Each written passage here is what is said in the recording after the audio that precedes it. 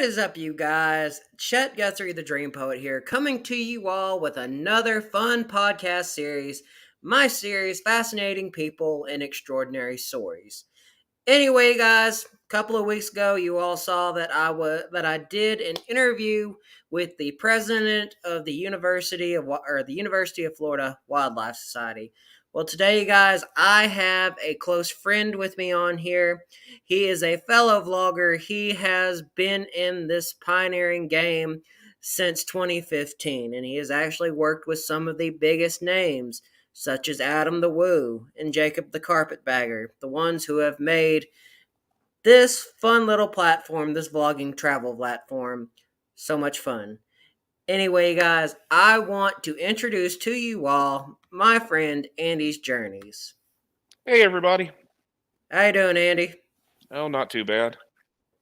Alrighty, well, I guess let's get this thing started. I guess tell us a little bit about yourself. Well, I lost a bet with a professional YouTuber friend of mine, and the bet was that I had to start a YouTube channel, and so I did. And he said, it doesn't matter what it is, just do something. And I thought, well, I live in the Chattanooga area, and we have a bunch of tourist stuff, we have historic stuff, we have abandoned stuff. So I thought I'd do a kind of an a la carte, all you can eat kind of thing. And I've been doing it since 2015 now. I haven't been as lucky as some of my friends that are in the business that do it that have got 100,000 plus subscribers, but I'm still grinding away. Well, I mean, that's what I was saying. I mean, it's like you are, to me, like one of the pioneers. Even though your subscriber base isn't as large, you are still up there with people like Adam the Woo or Jacob the Carpetbagger. I mean, even though these guys go out and they travel a bunch, I mean, you do it, but you're on a smaller scale. Much But smaller scale. I have a real job where Adam and Jacob and other folks that I know are professional YouTubers, and they actually, that is the job. They go out and do all the videos. I do not even remotely make enough money to cover things. As a matter of fact, it took over 5 years just to break even on the first set of camera gear, which was not, I did not buy any professional camera gear. It was a prosumer model of a Sony Handycam that was one of their first ones to shoot in 4K. So nothing hideously expensive like some of these guys are using. well, I mean, I guess since we're talking about this, I guess what was it like? Because, well, I will let you know about. Well, I will. What am I trying to say? It's been a long day.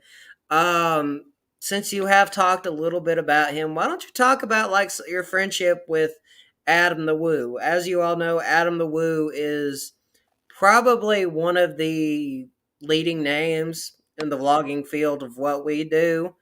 And I know you all have a friendship that spans several years. And I want you to talk about like how that began. I stumbled across him. Oh Lord, I think by the time I started my channel that he had already been doing it 3 or 4 years, I believe. And I had stumbled across him and just been following him. And I had messaged him and said, look, if you're ever in town, I'm good for tickets. You know, if I can peel loose from work, I'll show you around a little bit. And the first time, it was kind of a flyby. I'm sorry, man, I got to go, but here's some tickets. Have fun. Second time, we got to do a few things. And unfortunately, one of the videos that he did in the past, I hate that it was required to be taken down by the owners of the property. We had permission to film the old Wheeling Foundry U.S. Pipe property, but the previous owners uh, gave him a takedown notice. And you go in and you leave nothing but footprints and handprints, and you take nothing but videos and pictures. I mean, the Wheeling Foundry and U.S. you know, property is couple of 100 acres plus, and it has history that goes back prior to Civil War. And I just wanted to show it to him because I mean it was pretty cool, and we got to see some neat things. And then he's been in a few more times. We don't talk as much as we used to. I know he's extremely busy because he's filming literally every day. I don't know how he does it. It's hard enough for me to create a big video a week, and now that we're doing these shorts things that YouTube is requiring, having to crank out one a day, it's a lot of work. I can't imagine trying to do big ones every single day. I don't either. Like as for me, I mean, we're about the same size, and I'll tell you, I mean, it is hard to make stuff, and like, for me, my general routine is like one video every 4 days. I mean, it can be very hectic, and Absolutely, and then, I have a family too, so between a full-time job that sometimes can take, 60 plus hours a week or more, and, the family trying to get loose and go film and do things, it's difficult. now, since we are talking about these other names, I know you're friends with Exploration Unknown, John from John. Exploration Unknown, he is a great guy. Uh, I can't remember how I bumped into him.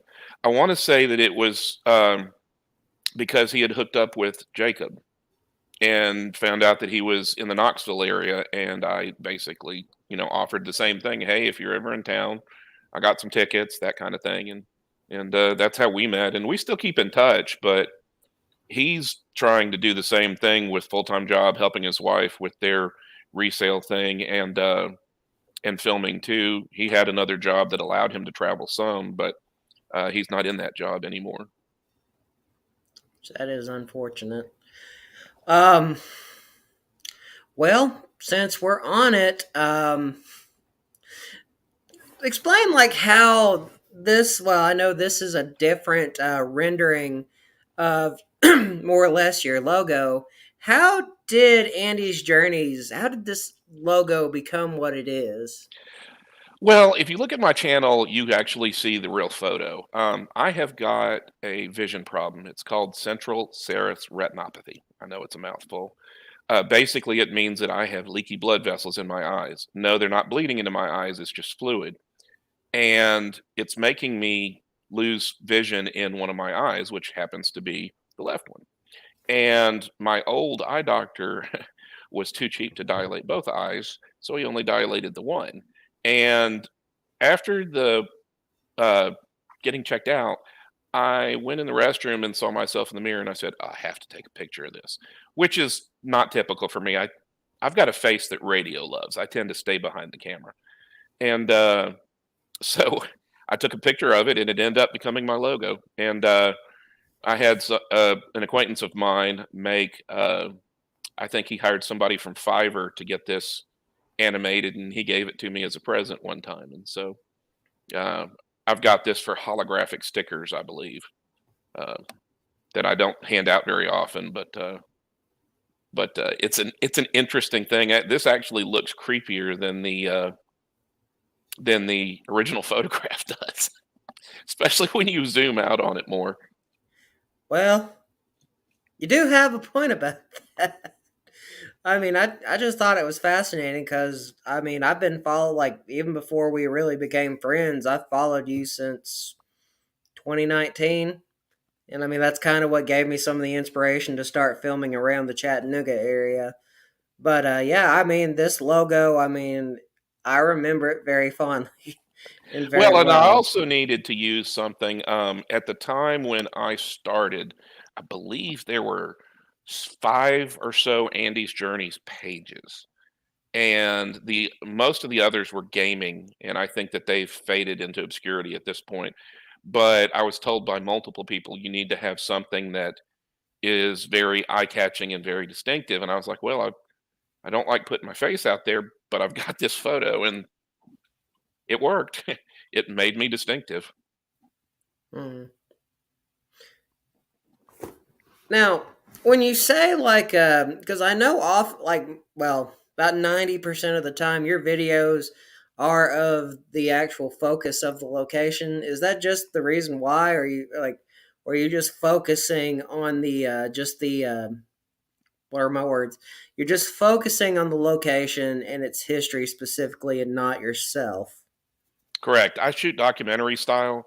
It's all about what's in front of me. if they ever got the resolution high enough, I don't even think I'd ever do a 360 video, just because I'd rather have it pointed one direction and show people, hey, I've seen this in the past. I'm visiting it again to show you. Um, you know, have a look. It may be interesting for you enough for you to come and take a look and see it yourself. I try to say that in about every video of an interesting place. As cool as it looks on the camera, you really ought to come up here and see it. And I guess the biggest blessing has been I probably have about 8 followers or subscribers that are wheelchair bound or housebound because they're disabled or too old or whatever. And they thank me because my documentary style is like taking them along for the ride. And the first time that really hit me pretty hard, but it gives them an opportunity to get out of the house, so to speak. Hmm. Well, I mean, I do agree with that. I mean, especially if you are somebody who can't get out. Um, I know, like, well, I do remember you talking about that when we collaborated for Lake Winnipesaukee. I'll tell you, one of these days, like you, I, and God, Ben would kill me if And he knew I forgot his name. Nomad You, Ben, me, and yep, Ben. He's I'll say he's definitely a new up and coming one. He's got a lot of promise and and a he's good growing friend pretty too. fast too. I think Yep. some of the growth is luck for some people because I've been grinding since 2015 and it's been good growth, but slow. Where some friends like my buddy John started after I did, and in 1 year got 20,000 subscribers. Now, while he does similar things, his main focus for a while was haunted locations. So that probably was more of a draw for people. And he does an amazing job at these haunted places. Oh, because I was gonna say, I mean, I've seen a few of them. Like one of the ones that really got me interested was the Indian Cave or out in Blaine. I think it's Blaine, Tennessee. I remember him talking about that. I mean, just like in him doing like an investigation there, I was like, "Good Lord, dude, I want to see this during the day." And like when I went out there, I remember. Well, I'll say when I was in the cave, I did hear a woman's laughing like, I heard it. I mean, some people aren't into the paranormal, but I heard something. I am interested in it, but as a far, I really don't. While I might go to a place that is paranormal, I'm not going to try to stir things up because I don't want to bring any of that home by accident. I know some people don't believe that, but I mean, energy is energy, and I'd rather, especially if somebody died horribly or whatever, I would rather not bring that energy home. So I'm more about what happened here, not you know stirring up whatever's there. Shoot, the video that uh, Adam the Woo had done when I showed him the Wheeling Foundry U.S. pipe property. Um, we went in one of the buildings and we didn't hear this at the time. It was an EVP. You clearly hear a little kid's voice go, "Mommy," and it took somebody else that was following him to comment on that. And I went back and I quite remember a lot of people claimed it was this door that we had gone through, and it was not the door because I remember how that door sounded. It was not, it was one of those swing doors like you'd see going into the kitchen of a restaurant or whatever. So they make more back and forth kind of noises. This was cleanly mommy. His camera acted up a little bit at at the Halesbar Dam property, which I took him into. Now, unfortunately, I have not, the owners haven't, I have been banned by a family member from going into that property. They saw with an engineering friend of mine how bad the original building had gotten to and was worried that it would, bad things would happen to me if I was in the building. So, of course, now with, and this is the Hales Bar Dam building we're talking about. Now with the distillery that's in there, the owners have had multiple engineers in there, so it's safe now. But for a while there, I mean, it was part of a dam, and they demoed part of the dam, so the structure was very compromised. Matter of fact, the last time I went out there, uh, I filmed a short not too long ago, and one of the concrete stairways has fallen, and that's been less than a year when it collapsed. Oh, wow.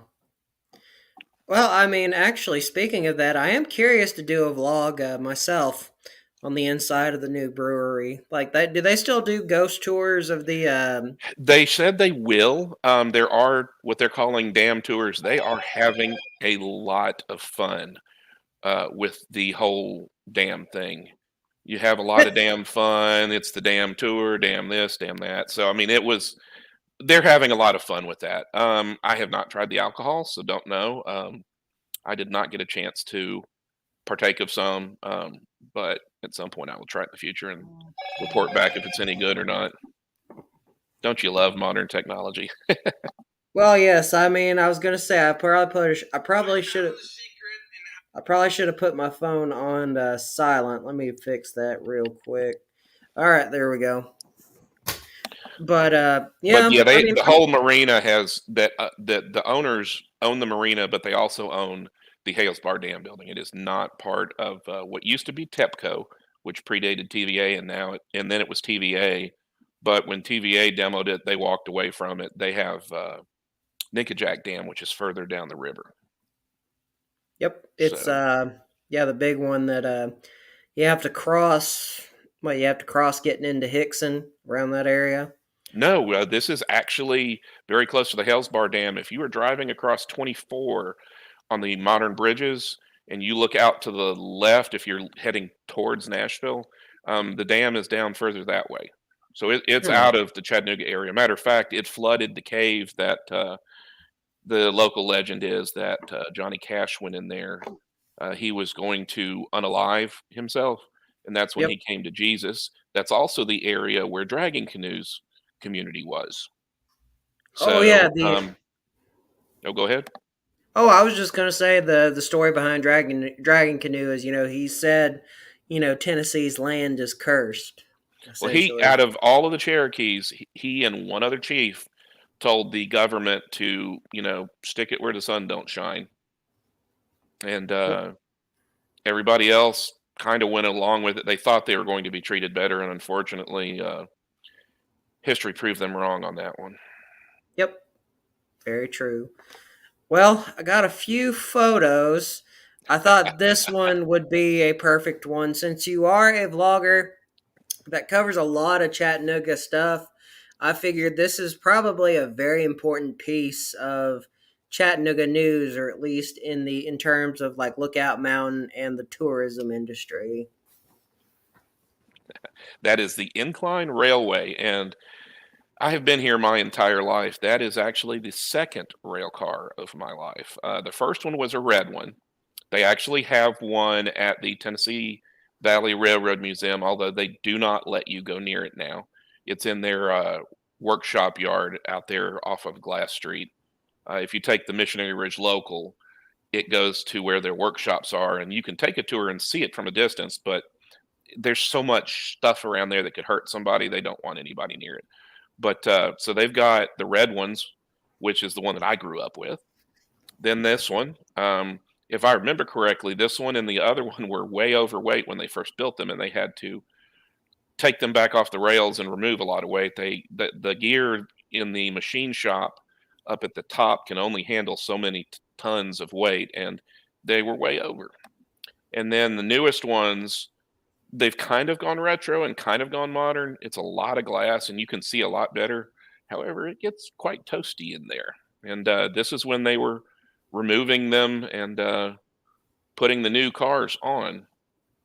And it took a few weeks. It's but between replacing 2 miles plus of cable that's got to go from the bottom station all the way up through the gear room and back down again. It's a lot of work. Oh, well, dang, I was just gonna say. I mean, I remember when all this was going on, and I remember when you were talking about it. Actually, there's an interesting story that I have to tell you this because I have not. I probably well no, I haven't told you. But this was when I did my video on the Raccoon Mountain slide. Okay, I was going well as you saw. I started out the video like underneath the incline railway, where you can drive underneath it and see it. Well, I anyway, I believe was, there's 3 or 4 spots where either you can drive underneath it or you can hike underneath it. yep. And well, anyway, I was trying to go, like, okay, like once you cross like the one at the bottom, anyway, like it's a one-way road. I was like, I'm gonna go there so I can see, the midway point where the incline will stop for you because I saw you do it. Well, anyway, I started going up the hill. I was like, well, crap, it's a one way. I couldn't turn around, so I used the camera on my Kia, and I was like, I'm gonna do it. Next thing I know, Andy, I start hearing a and then I hear my car wheel, like my Kia wheel, like hit something. And when I backed up, it felt like it like rolled over a cinder block, and boom, came back down. I was like, oh, okay, everything's all right. I got down to the gas station there in Saint oh crap. St. Anyway, in Elmo. Saint Elmo. And anyway, I was like, okay, it's a tiny little scratch, but then I get up to my driver's side, like my driver's side fender. Andy, that entire thing was pushed in. I did not realize that until I came off the mountain. I almost didn't film that vlog that day. I can't say anything. I have a Toyota Sequoia, and while it is a higher up vehicle, the rails to step on, the footboards, are. Hang on a second. Hey, Sarah, you need to take him with you. Sorry, I've got a dog visiting me. But I cut the corner too close at a location, and a rock can opener the foot rail, and $1,900 later, I ended up just replacing both of them with what I've got on there now. The reason being that I replaced both, it was cheaper to replace both than it was to replace one. So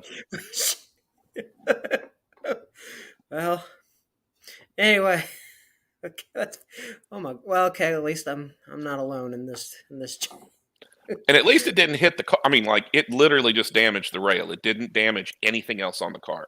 And even the bolt-in points were still fine.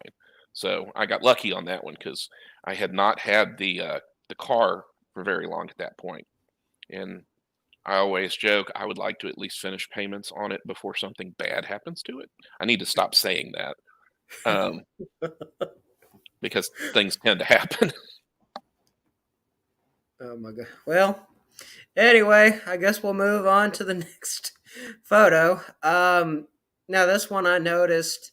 That is a very, well, I won't say famous, but a very well-known spot on Lookout Mountain. And I thought, I'd let you talk about this particular eagle right here. Well, this is from Eagle's Nest. A lot of people don't know, but there's a couple of quarries that were mined out on the side of Lookout Mountain that built the road that is scenic highway going up past Ruby Falls and up to the top at the Tennessee side. This is actually probably 300 to 400 feet below, down the road from Ruby Falls, and this was one of the two quarries. And for years, it was very ugly. And so a gentleman, I want to say it was back in the 40s, 50s, something like that, decided he wanted to build a wet and dry gardens there to make it nicer. And you can find postcards of it. Um, they built some beautiful stone stairs going up to it.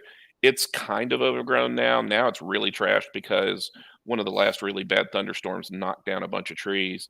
But there was a pool that had a lot of wet growing things in it, and they had a lot of flowers around it. They had commissioned this gentleman to build, these are concrete and rebar uh, eagles, and there were two of them on either side of this quarry. One of them is Hmm. still up there, and somebody's painted part of it red, unfortunately. But this is from one of my more recent ones. This was the other one, which until recently, when they cleared it off some, nobody knew what had happened to it. It's fallen over, and somebody probably pushed it over. And it's what you don't see from this photo is probably about 15 feet behind the camera, is where the cliff edge actually is. So it's slid down this kind of top of the cliff edge and bumped up against something else. And you So can go to think, that. I mean, it's part of the Park Service. It's a pretty cool place to pull off and take a look, and a lot of a lot of Boy Scouts and other groups teach people how to climb there. I was gonna say it's been there this whole time. Well, okay then. Well, I mean that one's probably gonna be an addition to next time I go down to Chattanooga. Actually, tell you the truth, Andy, I was kind of thinking about driving up to Brushy Mountain tomorrow, but I've also kind of thought about doing the bunker out there in Ottawa. But then again, I mean And this one. oh, that one's fantastic. I'm trying to remember what the name of that park is. So it's part of the old VAP plant, a Volunteer Army Ammunition Plant. They actually made explosives from World War II all the way up until the 90s, I believe, is when they finally quit. And while a section of the park is off limits and toxic because that's where they made it, they converted this one section into a park. There's hiking trails as well as bike trails. You have to pay attention to the instructions because certain days they allow biking on the trail, so you kind of have to watch out for that. But there's bunkers all over the place that would have stored the explosives. They're all pointed in different directions, so if one were to explode, it would minimize the disaster. And I actually have a video of the park, and you can talk at a fairly quiet rate in the middle of this, and as you're focused so much that the echo is making you deafening. I mean, it's really impressive. Hmm. Well, like I said, that one's going to be on my list. It's worth checking out. And be it you can go in a couple of the bunkers. I think they have two or three of them open. The others, while you can view them, are closed off. Um, they just wanted to be able to show people some of that. But basically, the idea was if the 50,000 plus pounds or however much the bunkers can hold were to explode, it would vent out the direction of the doors and vent up. Hmm. Is how they built these. So these are literally, I guess you could call them igloos of steel and concrete. So when it goes boom, it would instead of nah. Yeah, it'd go out the front doors and the front doors are these giant steel things, but it'd go out the front doors because it would blow them off. But all of the doors were pointed at different directions from the other bunkers. And I want to say there was 150 plus of these bunkers uh, out sprinkled throughout there. I don't know how many are left, but there is a decent amount of them left. Hmm. So it's definitely worth checking out. Well, who knows? Maybe I'll change my mind tomorrow. I don't know just yet. I mean, that's one of the things about being a vlogger.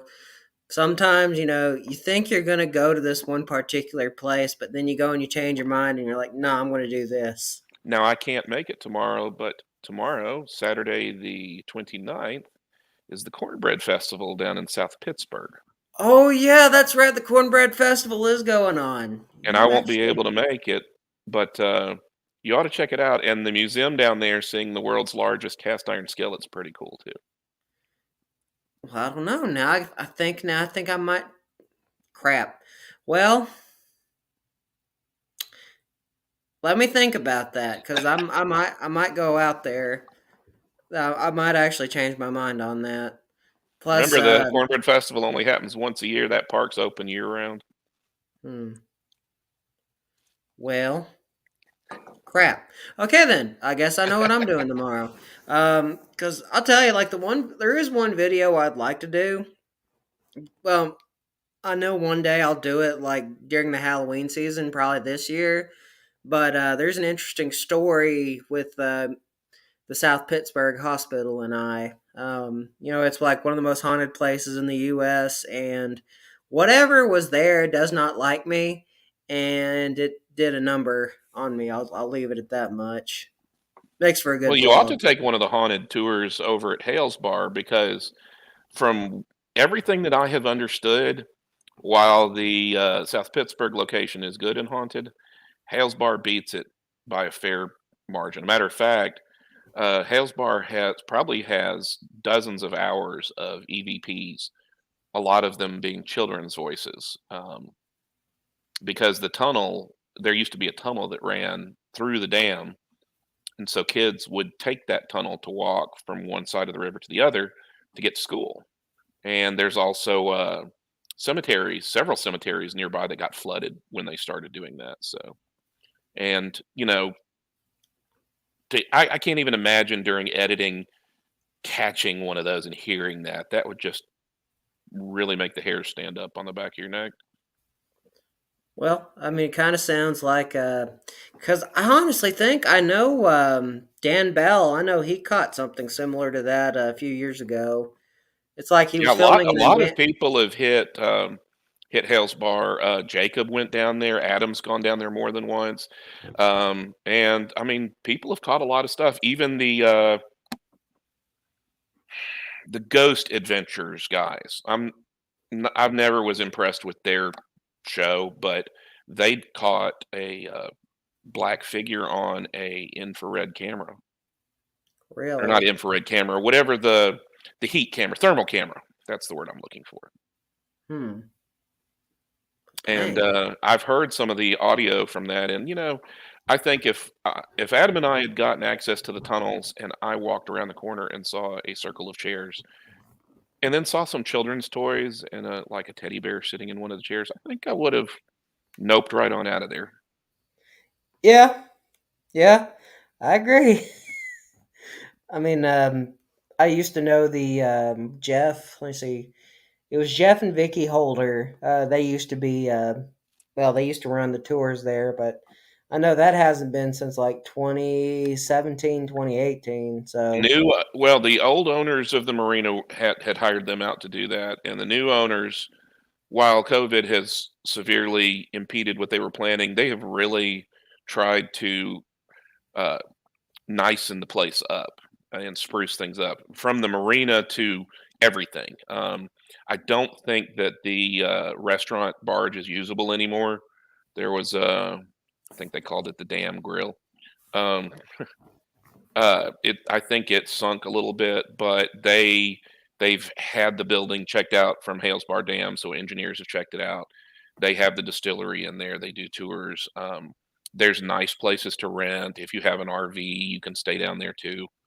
Although I would not want to try to take an RV down those curvy roads. I agree. That could end very bad. But let's go on with the next photo. Since you are from the Chattanooga and Lookout Mountain area, I know you are a connoisseur of Rock City, and you probably know it way more than I I have could ever spent a know. significant amount of my life there over the years. Anyway, I thought, you know what? I thought I would let you talk about this, Andy. The very first, like, I know some people like get mad, especially in North Carolina, where mini golf actually started. Mini But golf actually started at a place called Thistledew, or This Will Do, but that is a private members only community. I believe it's still going on, but I don't know.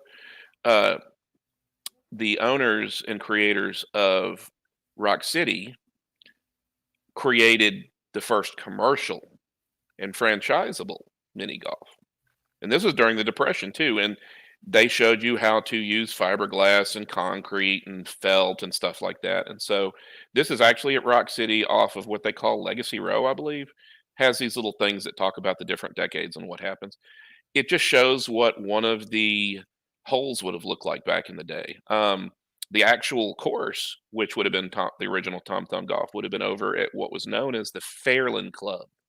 Now it's the Lookout Mountain Club, because uh, they had created a destination. Not only did he sell plots of land, which is in what's known as the Fairland area on Lookout Mountain, Georgia, where you could buy a plot and put a house there. Um, the inn was there. There was rooms that you could stay in back in the day. They had cottages, and right at the top of the property and across what now is a road was the original property. Adam and I showed him some of the original rock formations. I think he tried to line them up as best he could. I've been there a couple of times, although the owners of the property across the street do not like people to trespass. So there is that. But a road goes through now where the original one was, and I there was dozens of these all over the place back in the day, and the modern commercial mini golf started from that. Hmm.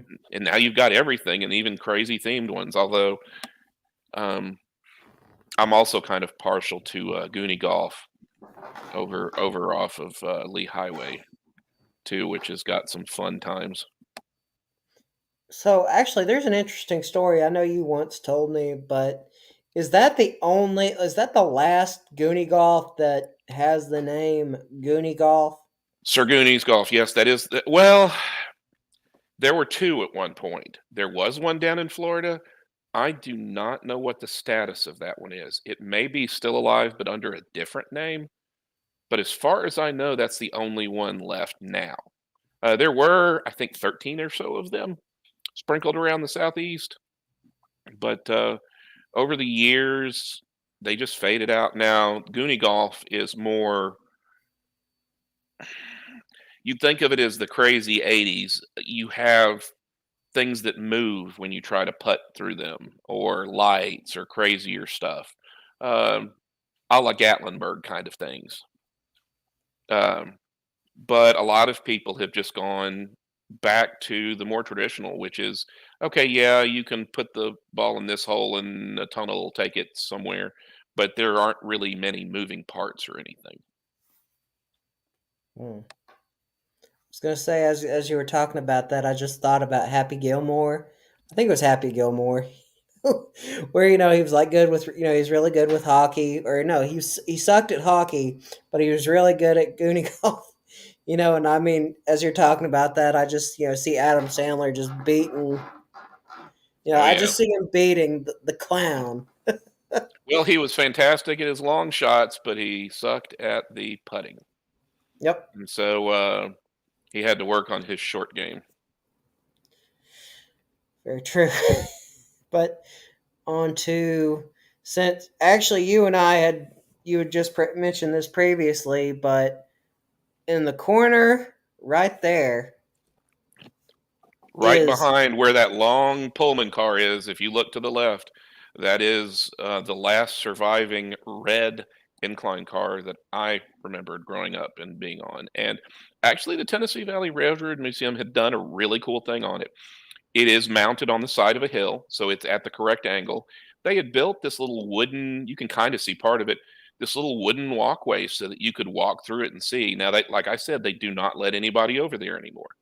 Um, One of these days, I will get my big camera and go over there with a zoom lens and a monopod or something to try to get a closer look. I do have a video where I walked close up, and um, I think it's the first Tennessee Valley Railroad Museum video where I got close and looked. The other thing that I wouldn't want to do it is there's a ton of spiders over there, and when I was 20 feet away from the incline, I walked into a big web. So when you watch the video, you'll see some flinching. I was actually proud that I did not shake that much, despite the fact that I had a spider on me, well, dang, Andy. because I do not like spiders. There are a few things that I do not fear a lot of things, but spiders, that, yeah, especially if they end up on your face. It didn't end up on my face, it ended up on my shoulder, but still. If you don't know if it's poisonous, yeah, that's not a good thing to run into. Like, as you say that, for whatever reason, people have been watching my abandoned boat video of the Enchantress. And it's like when I get up to the boat, like underneath it, it's like one of those river spiders, with the big old. I think that would freak you out, Andy. The worst spider that I know of, I think it's a leaf spider. It's down in South Carolina. They build their webs at about my face high. I'm about 5'10".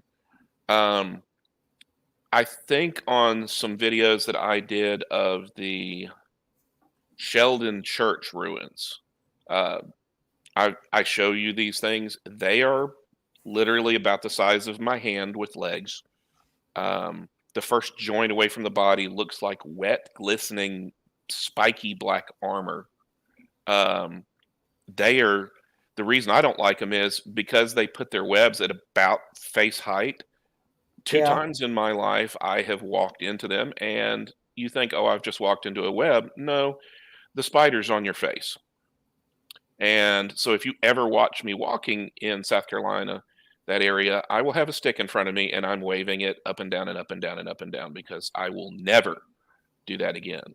They're not that poisonous for a human. I mean, it will hurt and you will get, sore or whatever, but having a spider that's about the size of your hand end up on your face is not fun. And after the second time, I was done.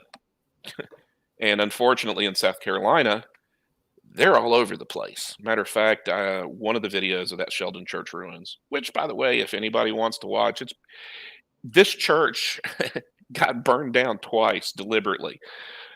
Once by the English or the British during the Revolutionary War, and once by the Union soldiers.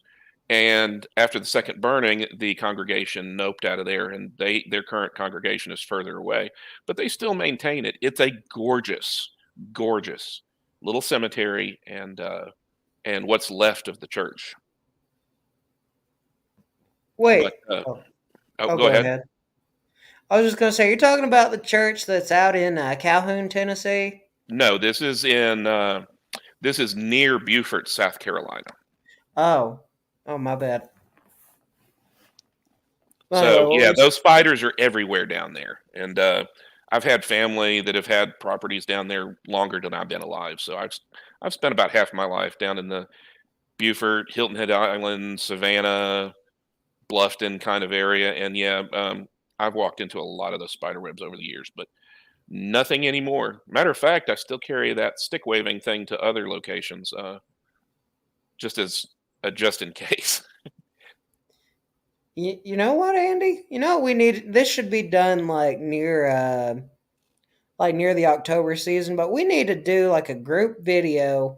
I know it's like only like maybe 2-3 hours from the Chattanooga Bradley County area, but we need to go down to where what was the lizard creature named that was in the bogs of?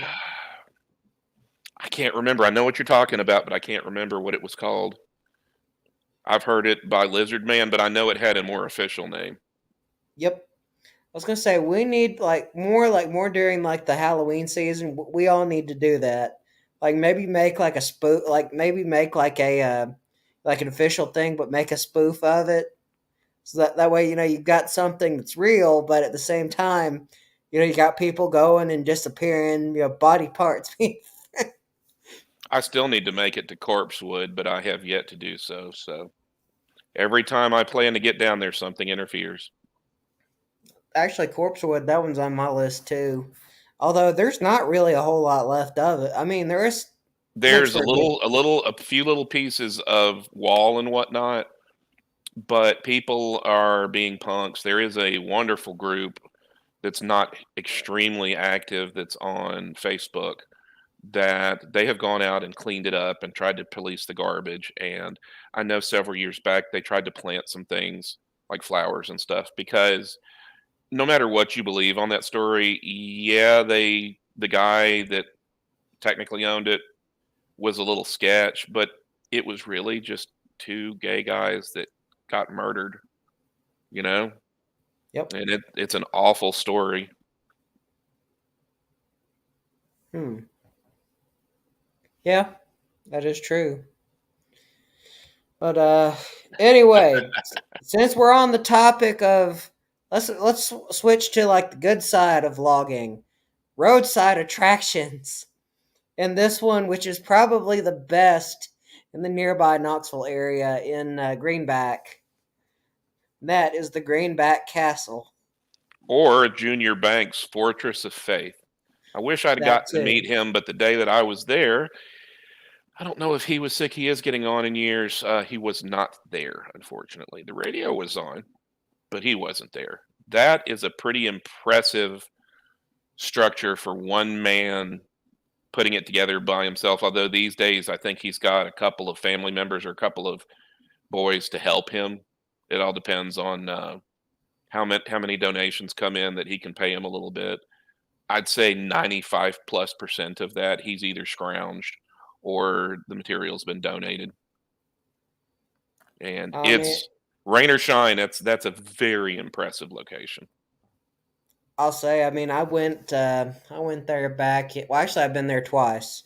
The first time it was back when I was with Adventures United, and then the second time I filmed it back in 2021 before my channel got monetized. I'll tell you, like every time like you go there, it's just like something is new. Like He's I still really, working at it. I mean, like I'll tell you, like on the rotunda, like when I got in there, I mean he completely finished it.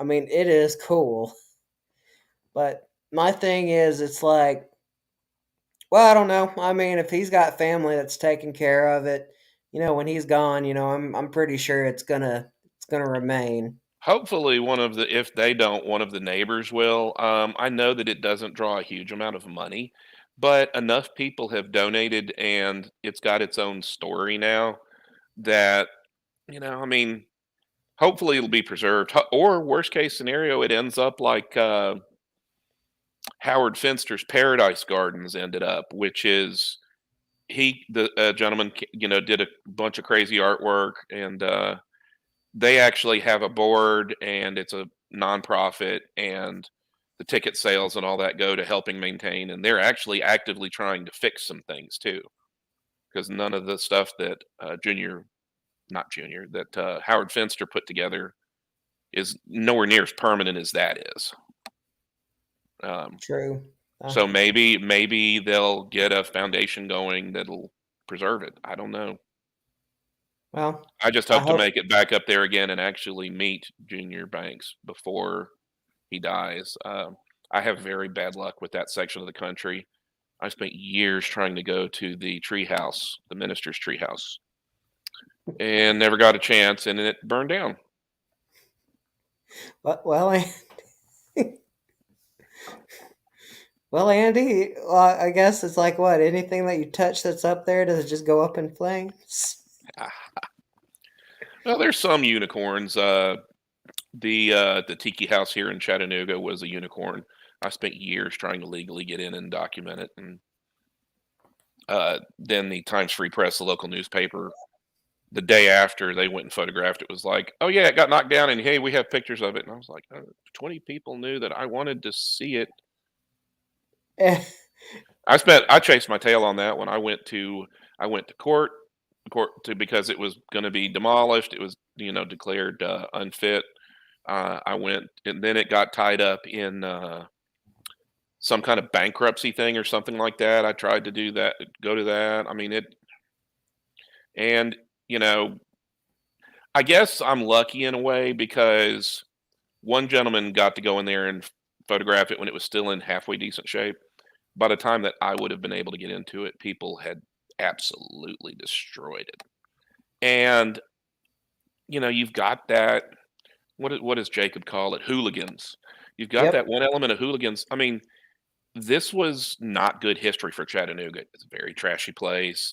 The guy was trashy. He ran a couple of adult spicy places, and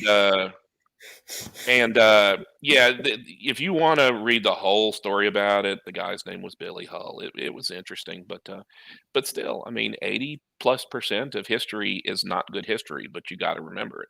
So this would have been something interesting, but this was built in the 70s, 80s. There was tons of cultured marble, and yet the hooligans destroyed that.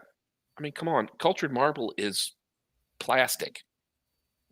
It's resin that's been made to look like marble and stuff. Why go to the trouble to break it? I could see people breaking into it to break and get copper and stuff like that because that was a big problem for a while at a lot of places when copper was high. But yeah, I mean it's just people destroying stuff. There's a fence around Sheldon's church now because people were carving their names into this pre-Civil War and Revolutionary War church ruins and taking bricks. Yep. I mean, that's been a big issue of mine too, because it's like I absolutely hate to see it. Like, the train to nowhere out in people are gonna stone me whether I pronounce it right or not. Petros, whatever. That used to be a really really cool spot, but then you had like all these all these druggies, all these people that were stealing stuff. They ruined that train. Yep. And I mean, it's so sad because it's like, it can't be helped. And now, it's like the coal washing plant that, watches over it. They can't even let people back there now because, they keep tearing it apart. Well, and I mean, coal washing plants are dangerous anyway, so I can completely understand blocking that off. I mean, they're so dangerous that a lot of communities have removed them. The coal tipple and stuff that was down in Orme, Tennessee, which is near South Pittsburgh, doesn't exist anymore. They took it down. Really, the only little bit of history left is a few of the locals know where the entrances are, and there's not much of anything because they filled them in. But you've got the depot. That's really it. And I think the community center next door, they're trying to do a museum. Um, that's it. That's sad. Well, on to happier things. Um, since we were talking about, here is one of the pictures. By the way, Andy, as you can tell, I went through some of your photos. This, I wish I'd have filmed it as well as I had taken my big camera. I had an older Canon SLR when I went in here and got permission to go in here and photograph it. I wish that I had filmed in there too. It wouldn't have been high definition, but knowing how funny they would have gotten on people filming in there. I mean, this property, the furnace supplied up to 9 companies at one time. U.S. Pipe made sandcast molds of like fire hydrants and big pipes and stuff like that. A matter of fact, a couple of the big buildings have attics that are nothing but shelves upon shelves of all these sand molds. This is one of the pour rooms. There's only 2 or 3 buildings left. I'm with a group called Chattanooga that tries to preserve photographic history of Chattanooga, and we're trying to get permission to get in and film this location at length before they start trying to build the new baseball stadium for the minor league team that's in town. Hmm. Well, I Because was we gonna don't say, know what they're going to take out. I was gonna say, honestly, I'm not gonna lie, I've had thoughts about, just kind of hush hush, watch myself and just disappear in there for a couple of hours. Well, But the reason we want to try to legally do it is one, because we're documenting it. Well, I mean, obviously it would be on my channel too, but we'd be documented for history. But there are a few buildings that are locked, and I would like permission to get into those, like what used to be the maintenance building is the oldest building on the property. And I mean, I don't know if they're still in there. And I can't remember if I caught the pictures of the lockers, but I mean, you had lockers with nicknames like Red and Stumpy and stuff like that. Little bits and pieces of the humanity that were there. The salaried and the non-salaried showers, stuff like that. I mean, this this employed a ton of people over the years, and at its closing, they were some of the highest. Well, they probably the highest paid industrial workers in Chattanooga at the time. really, And a union strike put the final nail in the coffin. I want to say the company that ended up buying U.S. Pipe and all that moved to Mexico. yeah, And I tried to capture when they demolished the top of the furnace. Of course, I had the timing wrong, so I didn't catch it on film at all. That was far enough back that would have been on digital 8 film, or not film, magnetic tape.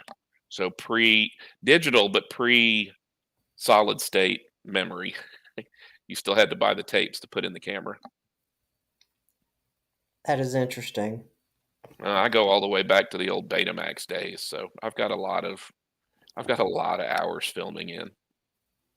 Oh, I was gonna say, Andy, be like some people in my generation. What's a Betamax tape? Betamax was made by Sony, and they lost the tape war. It was them versus VHS. And while Betamax was higher quality, uh, they they misstepped when they advertised it, and so they lost. Of course, a product called Super Beta, which was based on Betamax, actually existed in most news stations, television stations, up until the digital flip over, because the quality was just that good. So Hmm. you'll see tapes that are labeled Super Beta. It's the same size tape. There's just a lot more of it on a reel, and it goes past the heads faster. So you even in the pre HD days, you had really high quality. Hmm. That's But these are fascinating. also the old 15 plus pound shoulder mounted, cameras, and no screen to look at. You had to put your eye up to a eyepiece and look through it. God, that would get on my nerves.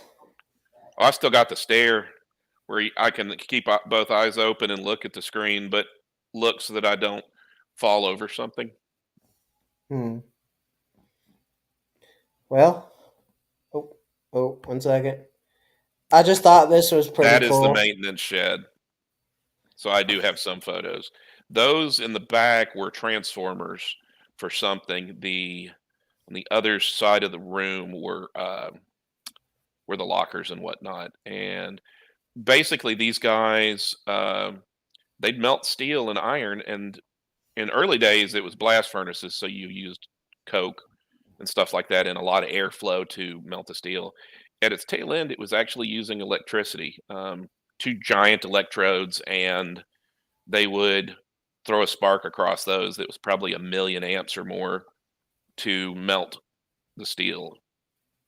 I remember maintenance guys telling me about the room where all of the power was being transferred through was incredibly dangerous to walk past. Even outside the safe zone, the guys would walk past with a one of those uh, uh, security Geiger guard. counters. No, one of the security guard like keychains that was you had the keys and then they were on a little spool and you could pull out a little chain so you could keep it on your hip and pull it up and unlock something and let it go and it pulled the keys back to your hip. Um, they don't use those anymore, but you'd walk past that and the keys would be drawn towards the door from the magnetic fields, and that was in the safe zone. Um, they say if you'd gone into that room without powering down, that it would have blown up quite spectacularly. So So basically, so wait. So let me get this straight. The magnetic force was so strong in that room that it could literally rip out the magnetic, like all the iron and stuff out of your. It would just. no, I mean it would that much power running through an area, it would have exploded like a bomb. Oh, okay then. That makes me feel comfortable. Well, it's gone now. Most of the companies that do that, you will have one room somewhere where all of the electricity has got to dump through and be increased and amped up because I mean you're talking about electrodes that are a foot plus thick that are being lowered into the steel to create an arc across to melt stuff. So if you have cheap electricity, it's efficient. And with TVA and everything in Chattanooga, we had cheap electricity. Yep, that is true.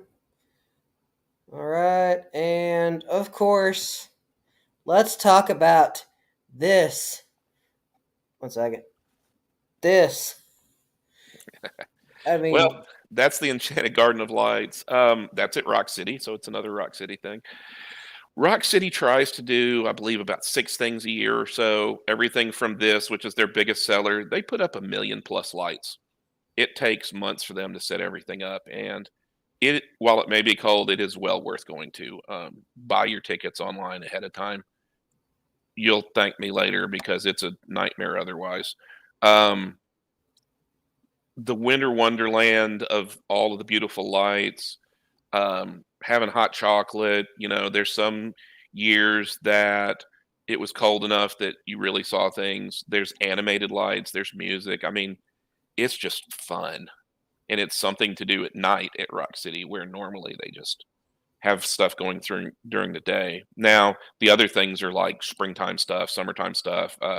There's a Shamrock City thing, so the weekend of and the weekend before uh, St. Patrick's Day, they turn the waterfall green, stuff like that. So But this is probably my favorite one of the whole year, just because while they started off small, these days it's quite impressive. The cameras can't even show how amazing it looks in person.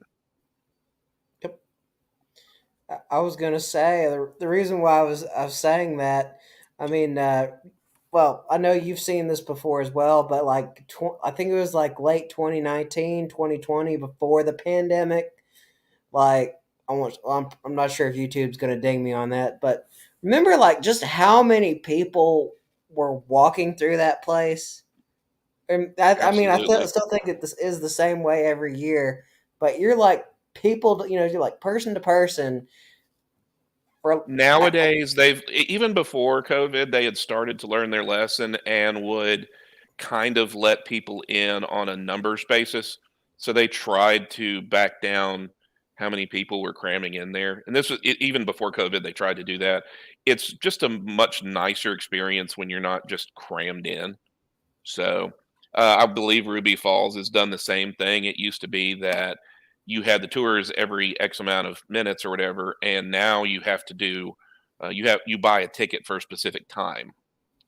So I remember times in the Ruby Falls where you'd literally there'd probably be 200 to 300 people in the cave at a time, and you were spending a lot of time going to the side, letting them go by. Same with Rock City. There's just so many people, but with this only letting a certain amount of people in at the time, yes, it's crowded, but it's not bad. It's pleasant, Thank and goodness. and every year they keep adding something new that's just amazing. I agree. But I will say that time in 2019, there were way too many people. Way too many people. Oh yeah, But I do have one more photo, and I know we've actually already talked about it. that's one of the This, bunkers. yep. And as you were saying, it's like the reason why it is built like that is just in case if it goes off, well, nobody's going to get hurt. I mean, you can see the opening there. So those are giant steel doors. They weigh hundreds of pounds apiece, and there's vents on the front of them. It doesn't really show it good on that. You'd have to go look at it. I think that if the explosion had been to a certain amount, that the flaps on the front would burp and maybe be able to contain it. But at the end of things, you can see how thick that concrete and steel is on the inside. The doors will blow open, and all of the bunkers are aimed away from each other. They look willy nilly, but it was all planned out. And then on the top, there's a vent that would just channel, so it would go out this door and go straight up. Mm. And that little white square to the left um, would say how many tons or how many thousands of pounds they could store in each one, and it was also labeled on the inside. So, I was going to but say this place. those are the ones with the echoes that are you can Mm. deafen yourself talking to yourself in there. I mean, it's crazy. Well, I think instead of going to Brushy Mountain tomorrow, I think this is. I'm going to go here and I'm going to go to the Cornbread Festival. But that's crazy. In a way, Andy, it kind of reminds me of Mothman. The TNT That's area. another set of bunkers. That's where they swear Mothman was seen. I So, mean, although that one, just from the videos that I've seen, this really doesn't have a creepy vibe.